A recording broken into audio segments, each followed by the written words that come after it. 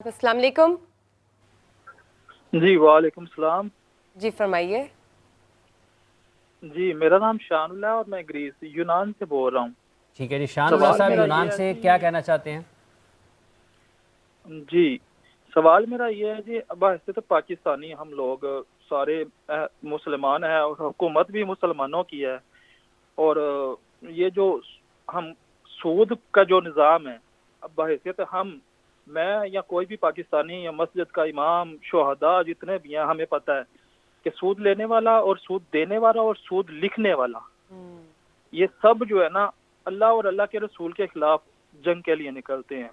اب ایک بچے کو بھی پتا ہوتا ہے کہ جب حکومت آتی ہے پہلے یہ سب لوگ آئی ایم ایف کے پاس جاتے ہیں، ٹھیک ہے جی یہ گئے، انہوں نے سود لیا.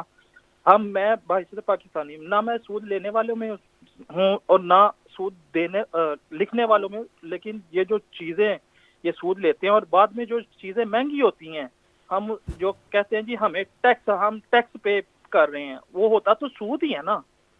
تو ہم سود دینے والوں میں تو پوری قوم آتی ہے نا، سود دینے والوں میں تو آتے ہیں نا ہم بحیثیت قوم. تو ہم کس کھاتے میں جا رہے ہیں؟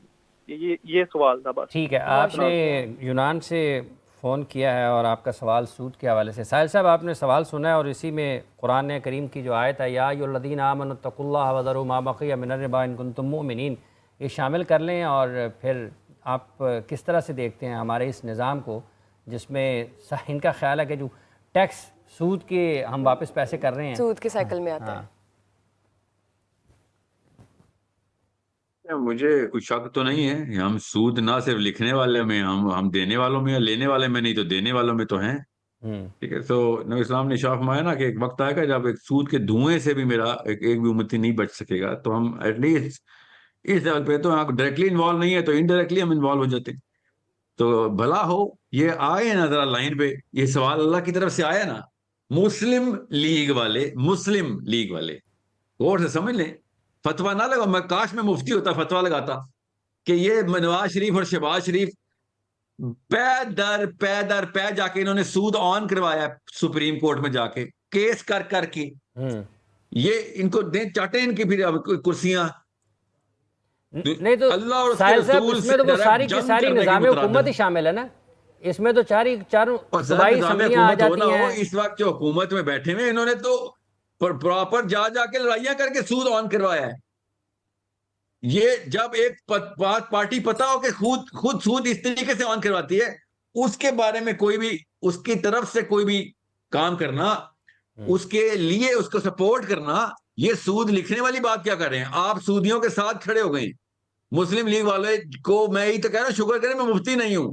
مفتیوں کو تو چاہیے تھا کہ مسلم لیگ میں جانے والوں کے خلاف فتویٰ دے رہے تھے کہ بھائی یہ تمہاری پارٹی کے لیڈر سپریم کورٹ جا کے سود کے اوپر کیس کرتے ہیں کہ ہمیں سود کروا کے دو نہیں پاکستان لیکن میں. یہ تو ساحل صاحب ساری کی ٹھیک ہے، ساری آپ سیاسی دیکھیں تو صحیح جماعتیں ان جو کے اس کام. نظام کا حصہ ہیں وہ سب کے سب ہی اس کے آپ کہہ لیں کہ وہ اس کے اوپر اور ڈٹے سر ہوئے ہیں. میں پچھلی کون کہہ حکومتوں رہا ہوں نے کہ بھی لیا، باقی کے سب دودھ سبھی کے لے دلہے رہے ہیں. ہیں. میں آپ کو یہ بتا رہا ہوں یہ وہ بے باک لوگ ہیں جو سپریم کورٹ میں جا کے لڑائی کرتے ہیں. ٹھیک ہے، اپنا نام تو ایک مسلم کالر لیگ لے کا لیتے رکھیں ہیں. نا پھر. ٹھیک ہے، ایک کالر ایڈ کرتے ہیں. جی السلام علیکم.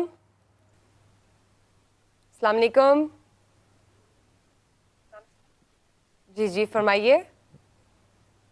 جی السلام علیکم. کون صاحب محترمہ کہاں سے ہیں؟ رمضان کا صبح میں آپ کو خوش آمدید کہتے ہیں. جی بتائیے. جی میں غیر مسلم ملک میں رہتی ہوں. 5 سے 10 سال کے بچوں کو پڑھاتی ہوں انگلش اور سائنس. اور سوال میرا یہ کہ میں منہ کا پردہ نہیں کر سکتی اور میں اپنا گھر چلاتی ہوں، اپنے امی ابو کا گھر، کیونکہ میں صرف ان کی اولاد ہوں جو خرچہ چلا سکتی ہوں پاکستان میں. تو میں کس طرح سے، مجھے پتا ہے کہ منہ کا پردہ فرض ہے لیکن میں مجبور ہوں، تو میں اس میں کیا دین میں گنجائش نکال سکتے ہیں؟ ٹھیک ہو گیا، بہت پردے کے شکریہ. اعتبار سے ہے پردے کہ کے آپ حوالے سے منہ کے پردے کے حوالے سے. ساحل صاحب چہرے کا پردہ. کسی غیر بیرونی دنیا میں ایک اور سوال لے لیتے ہیں، 2 اکٹھے کر لیتے ہیں. جی السلام علیکم. السلام علیکم. السلام علیکم. جی السلام علیکم. کون صاحب جی آپ کو محترمہ آواز آ کہاں رہی ہے؟ سے السلام ہیں؟ علیکم. ڈراپ ہو گئی ہے.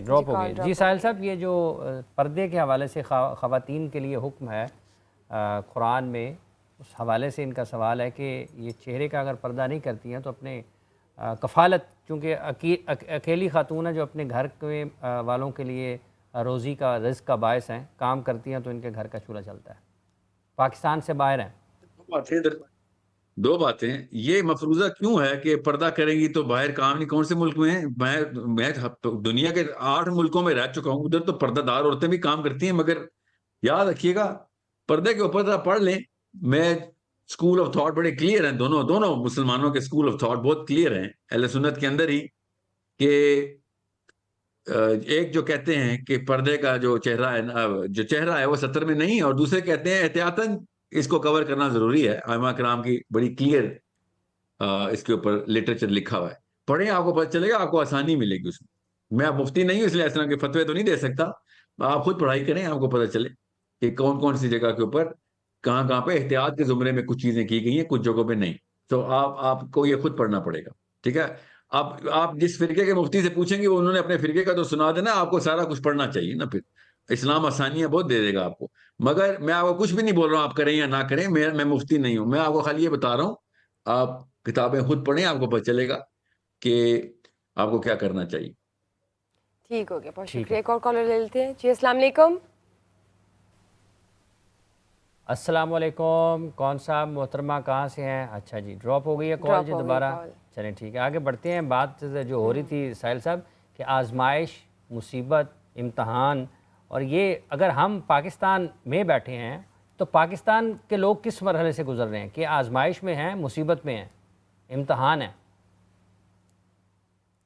دیکھیے قوم ہے ویسے حکمرانوں کو چوز کرے اور ایسے سسٹم کو چوز کرے جو اللہ تعالیٰ کے قانون کے بالکل بھی بلکہ کئی دفعہ تو اینٹی چلتا ہو، ٹھیک ہے؟ تو پھر یہ آزمائشیں اور یہ مصیبتیں اور امتحان اور سزاؤں میں تفریق کرنا بڑا آسان ہو جاتا ہے۔ قوم کو آپ حکمران کی کرسی کے تھرو دیکھتے ہوتے ہیں، قوم اور کچھ نہیں ہوتی۔ میں اور آپ آپس میں نتھی ہوئے ہیں کسی ایک قانون کے تھرو، حافظ صاحب، میں اور آپ ایک خاص لیجسلیشن کے تھرو آپس میں ایک دوسرے پہ ڈیپینڈنٹ ہیں۔ میں کچھ ایسے کام نہیں کر سکتا لاہور میں، کراچی میں، اسلام آباد میں، جو کہ میرے نفس کی کوئی خواہش ہو تو مجھے قانون روکتا ہے نا وہ، ٹھیک ہے؟ تو مجھے اور آپ کو ایک دوسرے کو قانون نے پکڑ کے رکھا ہوا ہے ہر وقت، اور ایک دوسرے کی حفاظت ہم دونوں کے اوپر معمور قانون نے کروا دی ہوئی ہے۔ اب مسئلہ یہ ہے کہ وہ قانون جو ہے نا وہ جن لوگوں کے ہاتھ میں ان کو حکمران کہا جاتا ہے۔ قوم کی اصل میں جو حیثیت ہوتی ہے اس کے قوانین کے اوپر، اس کی پکڑ کے اس کو قوم بولتے ہیں، اس کی حیثیت ہوتی ہے۔ سو یہ بہت ضروری ہے کہ ہمیں پتہ ہو کہ ہمیں اگر ہمارے اوپر مصیبتیں آتی ہیں تو ان قوانین کے ہونے یا نہ ہونے، یا اگر ہیں اللہ کے قانون ہے تو اس کے اوپر واقعی میں کوئی امپلیمنٹیشن ہے بھی کہ نہیں، اور اگر نہیں ہے تو پھر وہ کیوں نہیں ہے، اس کے اوپر اس کی موجودگی یا عدم موجودگی جو ہے نا یہ ہمارے اوپر بتائے گی۔ ایز اے قوم ہم پہ آسمان سے بادل آگ برسائے گی یا رحمت برسائے گی۔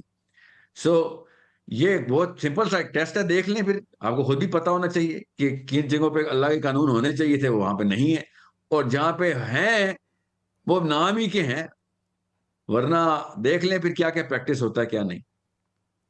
یہی سے ایک اور کالر ایڈ کرتے ہیں جی۔ السلام علیکم۔ السلام علیکم۔ السلام علیکم۔ جی جی فرمائیے۔ آپ کو آواز آ رہی ہے؟ جی جی جی فرمائیے۔ جی جی فرمائیے، کون بات کر رہی ہے؟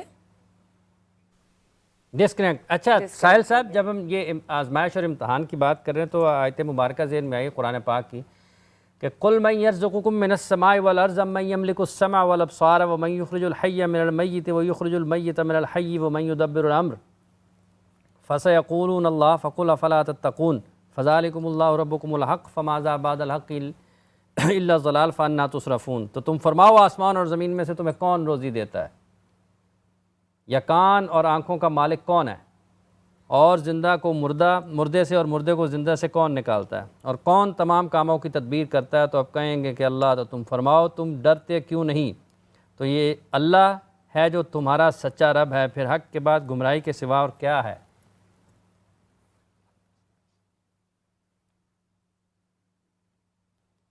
سر میں آج تک کوئی پاکستانی نہیں آپ ملے گا جو کہ اس آیت کو جس پیرائے میں آپ نے پڑھا اسی طریقے سے اللہ تعالیٰ نے جب ان سے کہا ہے نا کہ پوچھیں گے تو بتائیں گے تو یہی کہ اللہ ہی دیتا ہے۔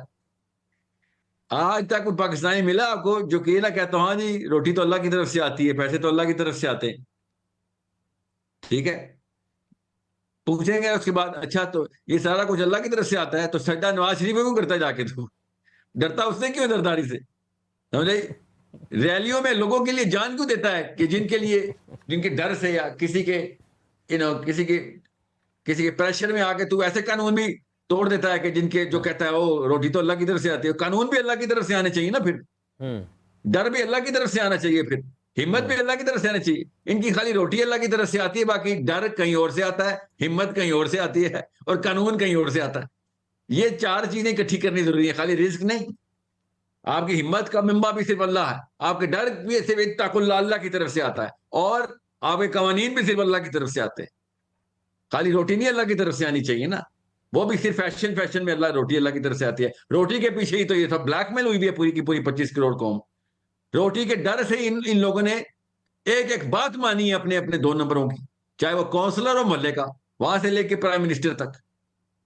سو یہ کہتے ہیں روٹی اللہ کی طرف سے آتی ہے۔ اللہ نے بھی کہا ان سے پوچھو نا ذرا، تو کہیں گے ہاں رونا رزق تو اللہ کی طرف سے آتا ہے، جان بھی اللہ ہی لیتا ہے، جان ڈالتا بھی اللہ، نکالتا بھی اللہ، وہ بولیں گے یہی۔ اور آپ کو پتا ہے نا مکہ پورا کا پورا اللہ ہی کرتا تھا، اللہ سے نہ آشنا تو نہیں تھے مکہ کے جاہلیہ کے لوگ۔ جب نبی علیہ السلام نے اعلان کیا تو ان کو کوئی نیا لفظ نہیں ملا اللہ کا، وہ سمجھے اس بات کو، وہ رحمان کے اوپر ذرا ان کو مسئلہ تھا۔ اللہ کو تو کہتے کہتے تھے کہ جی یہ تو ہم بھی مانتے ہیں اللہ کو، آپ بھی مانتے ہیں اللہ کو، ٹینشن کس بات کی ہے؟ سو یہ بہت ضروری ہے کہ آپ کو پتا ہو، ہم نے اللہ تعالیٰ نے ان کے دلوں کے اندر پینیٹریشن کر کے کہا ہے کہ میں دلوں کے حال جانتا ہوں، منہ پہ تو سارے کے سارے ایسے ہی بولتے ہیں۔ ٹھیک ہو إنه عليم بذات الصدور۔